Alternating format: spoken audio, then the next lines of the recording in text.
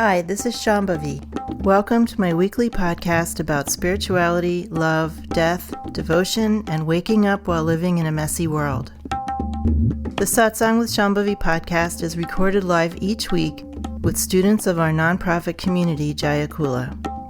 For more information and to find out about attending a satsang, visit jayakula.org. Thanks for listening. Much love to you, wherever and however you are.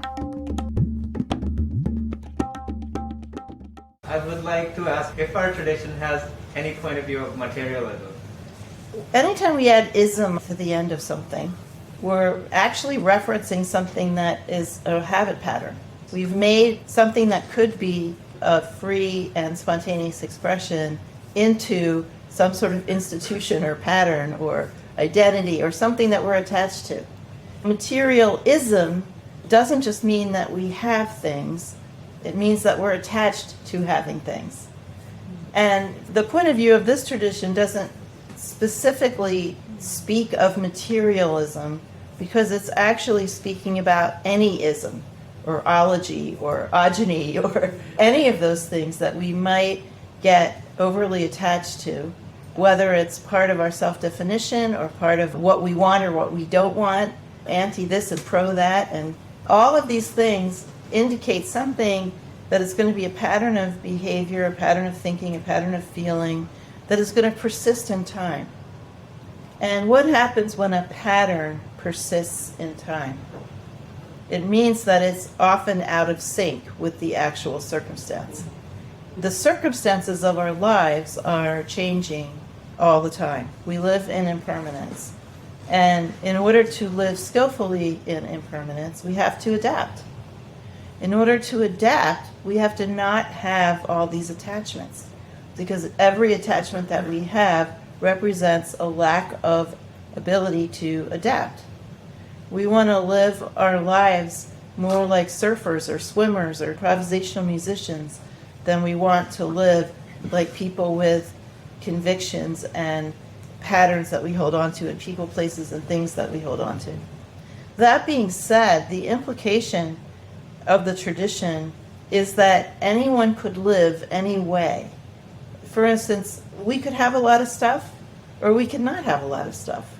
And it doesn't really matter as long as we're not attached to any of it.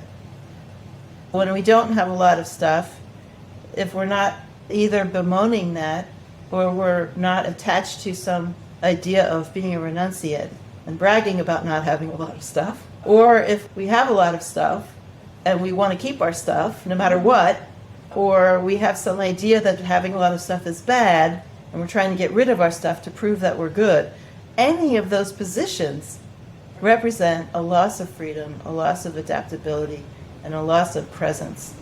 In other words, a loss of being able to adapt. The other aspect is that as things are constantly changing, as circumstances are constantly changing, we have to expect that a realistic way of relating to that ever-changing panoply of events and circumstances is that our lives are not going to be a march of accumulation and achievement. The implication of that is anything can happen. We have this concept in this tradition, Swatantriya, which means freedom of self-expression. And we say that all of reality has Swatantriya, the freedom to express itself in whatever way it wants to. And that basically means anything could happen. Anything. We are like in a game in infinite mode, where things are not always repeating, and where surprises jump out at us. And where once we had lots of money and bonuses, next we're bankrupt and we're on the verge of death. And the teaching of something like this tradition is every circumstance is made of wisdom. Every circumstance has opportunities, even if they're limited. And we should relate ourselves to what are the opportunities, what is the wisdom here, even if it is very limited. For instance, if we're surfing, we might have a lot of opportunity, if that perfect wave comes. But on the other hand, we might be in another situation where the only possible opportunity we can mine from the circumstance is to not die. Or sometimes if we're dancing with a very skillful partner, and sometimes we're dancing with a very clumsy partner. How are we going to adapt to that? With grace and wisdom. And we may be attached to having stuff, but life may take stuff away. Anything can happen. And if we have defined happiness as getting what we want in that limited sense, we are going to suffer. Absolutely. Even when we have things, we're going to suffer from the specter of knowing they could be taken away. And if they're taken away, we're going to be suffering from the feeling of failure or of betrayal or victimization. All of these attachments are basically all suffering, even when they have a lot of enjoyment attached to them. Again, it gets back to that teaching to redefine what success is, to redefine success as adaptation, as skillful adaptation, rather than acquiring and achieving. Because life is uneven and everything's fine. Everything's fine. Yeah, life is uneven and everything is fine. But you really are in endless mode. We think we're in urgent, time-limited mode, but we're not. We're in endless mode. Many of you probably don't play games, but a lot of games, they have levels, right? That appeals to us. We have levels, we can beat the levels, we can complete the game. But my favorite games, after you complete the levels, they have infinite mode, where there's no points, and the game never ends, and you don't know what's going to happen. All the different levels are mixed together, like all the gameplay that was happening in this more organized way is now happening in a more spontaneous, chaotic way. Sometimes I only play the game to get to the infinite mode. Or if it's possible, sometimes I play games that you can turn the point system off. You don't have to worry about the points. Who cares, really?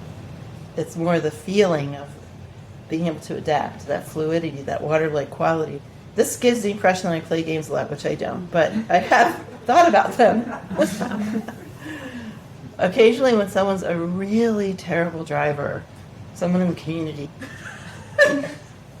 that kind of driver that like stops and starts unnecessarily a lot, stops in the middle of intersections to look both ways, people who drive in a very jerky, kind of scared manner, I tell them to play video games so that they can get used to doing this more, because that's really the feeling of a game. It's like, oh, I'm going along, now that's happening, and then how do I adapt to this? And it actually is good training for driving in a more smooth way. As we're talking about attachments, what about attachments to spiritual teaching and spiritual tradition? Those are functional and useful. What we're doing is we're trading our attachments for other things, for things that are actually going to help us eventually to be in a state of non-attachment. This invokes a couple of different principles of these kinds of traditions. One is that we use what is ready to hand. We use what is closest to us to help us to realize. And we are very, very good at forming attachments. We're also very good at establishing patterns. We move from chronic, karmically inflected patterning to more ritual patterning. We move from attachments to things that are just deepening our karmic load to attachments to things that are eventually going to free us. So we're using what is ready to hand. And then the other is a sort of a related corollary, which Ma put very beautifully. She said, the hand that you put down on the floor when you fall down is the same hand that's going to push you back up. So at different points in our spiritual life, it's very appropriate, useful, and functional to be very attached to the teachings of our traditions, our practices, all our various spiritual accoutrements, our teachers, our fellow travelers. That can go on for lifetimes to be attached to those things. But eventually you won't be. Maybe not in this lifetime, but eventually you won't be as attached to them. I just had a question on courage. I was actually wondering if you could riff on courage a little bit. Courage is related to fire element, and the healthier our fire element is expressing, the more appropriately we will be able to access courage. If we come in with constitutionally weaker fire element, we won't be as courageous. If we come in with constitutionally exacerbated or inflamed fire element, we might be reckless. Who knows? I'm not saying that's absolutely the case, but I'm just making a point. But fire element's very much involved in seeing clearly, seeing what needs to be done, taking decisive action, cutting through bullshit, to get to what is actually important, which is also part of courage. The best thing you can do if you find yourself lacking in courage is to do things to get a healthier expression of fire element in your life. I always recommend seeing an Ayurvedic practitioner, but you could see an acupuncturist also. You could also get an astrology reading, because that kind of pattern is very much indicated in our astrology charts, and there's many things we can do if you go to a skilled Jyotishi who can give you remedies or give you a heads up about maybe that lack of courage will naturally lift at some point because of changes to your time of life, or maybe it'll get worse, who knows. But in any case, there's many tools that we can use to get an idea of how fire element and various planetary influences and other things are impacting our ability to be courageous, to take clear, decisive, and appropriate action, even in the face of some kind of fear that we might have, or in the face of other people not thinking we should do that. Just being clear about something and doing what needs to be done is not necessarily courage.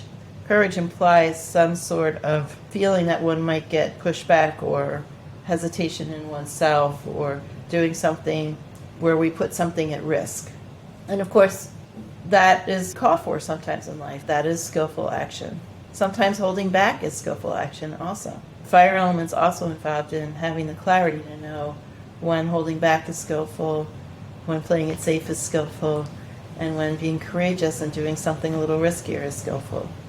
What you might notice right there is that there's no absolute value on courage. Sometimes being more retiring is the thing to do. It just depends on the times and the circumstances.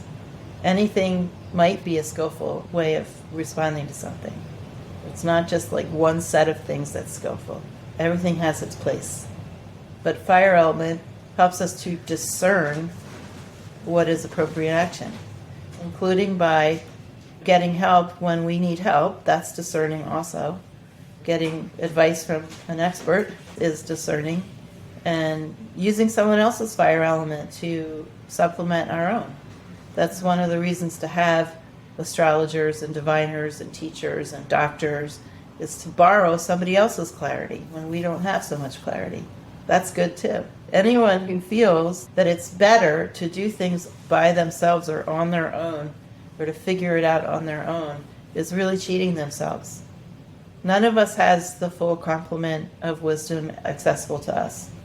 This is the beauty of having other people around. Other people can supplement where we're weaker, and we can supplement for other people where they're weaker. That's just the beauty of it. We can help each other. Going it alone is not really very often a good idea. Occasionally it is, but not always, not often. I've been thinking about wind element recently, and how the core wisdom or manifestation of that is movement, together with fire element, which is transformation. And like when things move, they also transform. And I was wondering if you could talk about how they relate. It's not that they relate in the sense of there's any conflict or contradiction there. It's just everything is always transforming. This is impermanence. That is the expression of fire element. And movement is participating in that. But it's another aspect of that. It's another aspect of impermanence and things not being still, that nothing is actually still. And part of the question is, what is movement besides transformation? Well, if I just do like this, something is changing about my position, or the blood is moving in my veins. There's positionality and location that has to do with, I've moved, something has changed, but just mere change is not necessarily the kind of transformation that fire element's speaking about. Fire is like burning. It's like turning one thing into another. It's turning the food that we eat into our bodies. The food moves through our body, but if it doesn't transform in the sense of the fire element is indicating, then we get malnutrition. For instance, food is moving too fast. We're not going to have time to digest it. There will be movement, but there will not be the proper transformation. So that's when you get like undigested food in your poop. Exactly. Undigested food in your poop, that has moved. but it hasn't changed.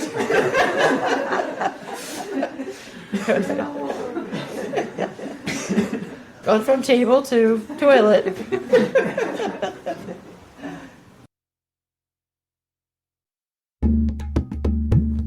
Satsang with Shambhavi is produced by Jaya Kula, a nonprofit community offering opportunities to learn and practice in the direct realization traditions of Trika Shaivism and Dzogchen. If you enjoyed listening, please help us keep this podcast and many other teachings open to all by making a monthly or one-time donation. Visit jayakula.org to make a donation and explore more of our offerings.